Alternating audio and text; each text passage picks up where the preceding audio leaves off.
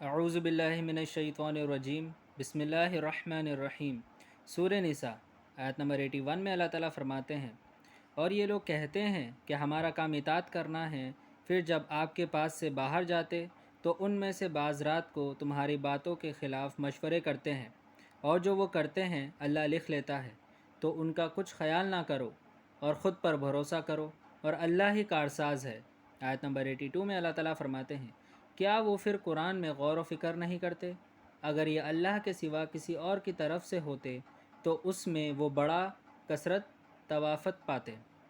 آیت نمبر 83 میں اللہ تعالیٰ فرماتے ہیں، اور ان کو کسی بات کی خبر ملتی ہے، چاہے امن کی بات ہو یا خوف کی بات ہو، تو وہ اس کو مشہور کر دیتے ہیں، اور اگر وہ اپنے رسول اور سرداروں کے پاس اس خبر کو پہنچاتے ہیں تو اس خبر کی تحقیق کر ہی لیا کرتے ہیں۔ اللہ کا فضل اور رحمت نہ ہوتی تو تم میں سے سوائے چند سب شیطان کے تابع ہوتے۔ آیت نمبر 84 میں اللہ تعالیٰ فرماتے ہیں، اے نبی مکرم محمد صلی اللہ علیہ وآلہ وسلم، آپ اللہ کی راہ میں لڑو، تم اپنے سوا کسی کے ذمہ دار نہیں ہو، اور مومنین کو بھی ترغیب دو، امید ہے کہ اللہ قریب ہی کافروں کے زور و جنگ کو روک دے۔ اللہ زور جنگ میں زیادہ سخت ہے اور سزا میں بھی سخت ہے۔ آیت نمبر 85 میں اللہ تعالیٰ فرماتے ہیں، جو اچھی بات کی سفارش کرے گا اس کو بھی ثواب میں حصہ ملے گا، اور جو بری بات کی سفارش کرے گا اس کے عذاب میں سے ملے گا، اور اللہ ہر چیز پر قدرت رکھتا ہے۔ آیت نمبر 86 میں اللہ تعالیٰ فرماتے ہیں، اور جب تم کو دعا دی جائے تو تم اس سے بہتر دعا دو یا اسی کا ڈھورا دو، اللہ ہر چیز کا حساب لے گا۔ آیت نمبر 87 میں اللہ تعالیٰ فرماتے ہیں، اللہ تو ہے ہی معبود برحق، اس کے سوا اور کوئی دوسرا بندگی کے لائق نہیں۔ وہ قیامت کے دن ضرور تم سب کو جمع کرے گا، جس میں ذرا بھی کوئی شک نہیں، اور اللہ سے زیادہ سچا کون ہو سکتا ہے۔ آیت نمبر 88 میں اللہ تعالیٰ فرماتے ہیں، تم منافقین کے بارے میں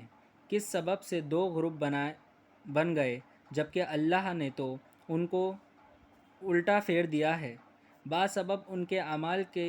کیا تم چاہتے ہو کہ ان کو سیدھے راستے پر لاؤ؟ جن کو اللہ نے گمراہ کر دیا ہے، اور جسے اللہ گمراہ کر دے تو تم اس کے لیے کوئی راستہ نہ پا سکو گے۔ آیت نمبر 89 میں اللہ تعالیٰ فرماتے ہیں، منافق تو یہ چاہتے ہیں کہ جس طرح وہ کافر ہیں اسی طرح تم کافر ہو کر سب برباد ہو جاؤ، بس تم ان میں سے کسی کو دوست مت بناؤ جب تک وہ اللہ کی راہ میں وطن نہ چھوڑ دیں، اور اگر وہ ایسا نہ کریں تو ان کو پکڑ لو اور مار ڈالو جہاں بھی ان کو پاؤ، اور ان میں سے کسی کو اپنا فریق نہ بناؤ اور نہ مددگار بناؤ۔ آیت نمبر 90 میں اللہ تعالیٰ فرماتے ہیں، مگر جو ایسے لوگوں سے جا ملے جن میں اور تم میں صلح کا عہد ہو، یہ تمہارے پاس اس حالت میں آئیں کہ ان کے دل تمہارے ساتھ یا اپنی قوم سے لڑنے سے تنگ آ گئے ہوں، اور اگر اللہ چاہتا تو ان کو تم پر غالب کر دیتا تو وہ تم سے ضرور لڑتے، پھر اگر وہ تم سے جنگ کرنے سے ڈرتے اور نہ لڑیں تو تمہاری طرف صلح کا پیغام دیں، تو اللہ نے تمہارے لیے ان پر زبردستی کرنے کی کوئی بات مقرر نہیں کی۔ آیت نمبر 91 میں اللہ تعالیٰ فرماتے ہیں، تم کو دوسرے لوگ ایسے بھی مل جائیں گے جو یہ چاہتے ہیں کہ تم میں سے بھی امن میں رہیں، لیکن جب وہ فتنہ انگیزی کو بلائے جائیں تو اس میں آدھے منہ گر پڑے۔ یہ لوگ تم میں سے کنارہ کشی یعنی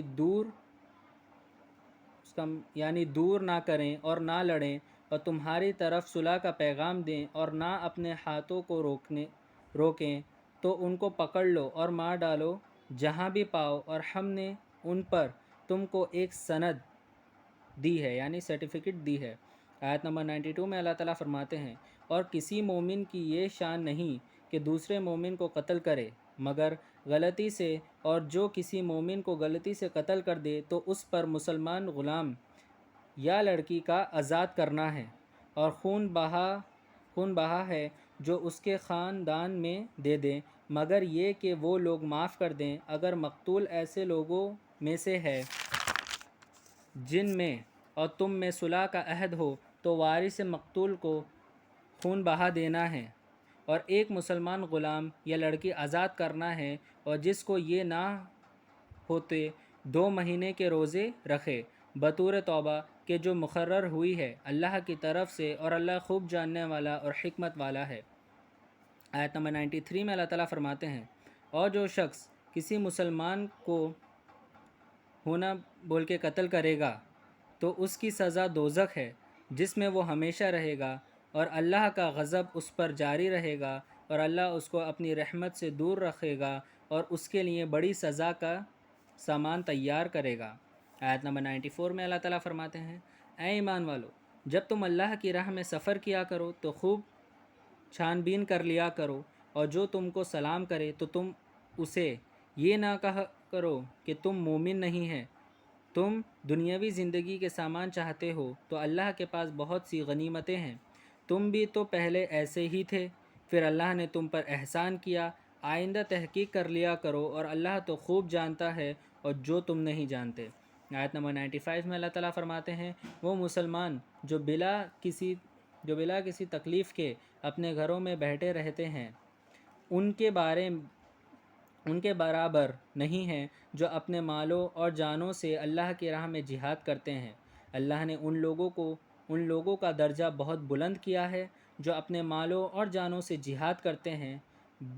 بنسبت ان کے جو گھروں میں بیٹھے والے ہیں، اور اللہ نے اچھے گھر کا وعدہ کیا ہے، اور اللہ نے مجاہدین کے لیے بنسبت گھر میں بیٹھے رہنے والوں کے بہت بڑا صلہ رکھا ہے۔ آیت نمبر 96 میں اللہ تعالیٰ فرماتے ہیں، بہت سے درجات ہیں جو اللہ کی طرف سے ملیں گے، اور مغفرت اور رحمت، اور اللہ بڑا بخشنے والا ہے اور بڑی رحمت عطا کرنے والا ہے۔ آیت نمبر 97 میں اللہ تعالیٰ فرماتے ہیں، بلا شبہ جب فرشتے ان کی جان قبض کرتے ہیں جو اپنے اوپر ظلم کرتے ہیں تو فرشتے ان سے دریافت کرتے ہیں کہ تم کس حال میں تھے، تو وہ کہتے ہیں کہ ہم سرزمین میں محض مغلوب اور کمزور تھے، تو فرشتے کہتے ہیں کہ کیا اللہ کی سرزمین وسیع نہ تھی، تم کو ترک وطن کر کے اس میں چلے جانا تھا، تو ان لوگوں کے ٹھکانہ دوزخ ہے اور وہ بری جگہ ہے۔ آیت نمبر 98 میں اللہ تعالیٰ فرماتے ہیں،